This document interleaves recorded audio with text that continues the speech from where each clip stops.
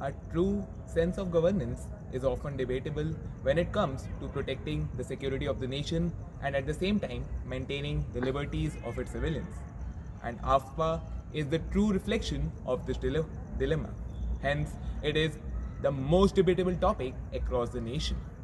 Jai Hind everyone.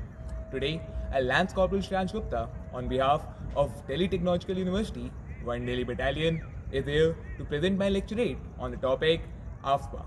I will be dividing my lecturate into 5 major segments. Number 1, its basic introduction. Number 2, why it was created. Number 3, what are the core objectives of AFPA. Number 4, what is the true nature of AFPA. And number 5, its strategic understanding. So starting with the basic introduction, AFPA stands for Armed Forces Special Powers Act. As per this act, it provides the armed forces to act in aid of civil authorities, maintain the law and order, and at the same time to protect the civil authorities. But this AFPA is implemented only to those areas which are officially declared as disturbed.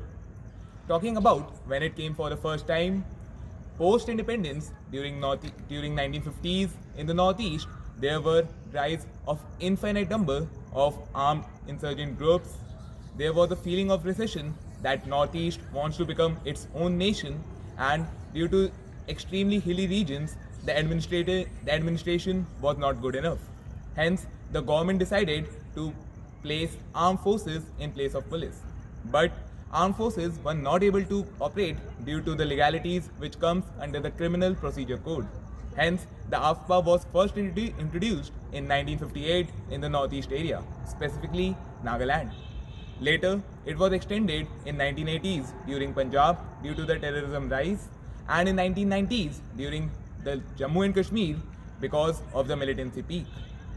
Later, talking about what are the core objectives of implementing AFPA, they are number 1, to protect the law and order of the area.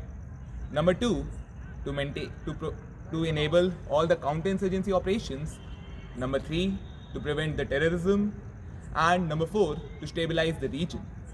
From these 4 main objectives, we can identify that AFPA is a situation-driven act instead of a region-specific. Let us talk about the disturbed areas. Well, these are those areas which are officially declared by either the central government or the state government of that region because of the rise in terrorism, insurgency, breakdown of law and order, or a threat to sovereignty. Let us talk about the true nature of AFPA, where majority of us even confuse.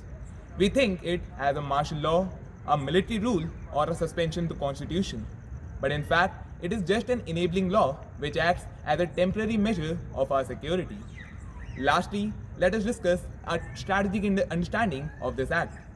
Well, AFPA is an act which allows our armed forces to effectively operate in the abnormal situations where the normal laws fail.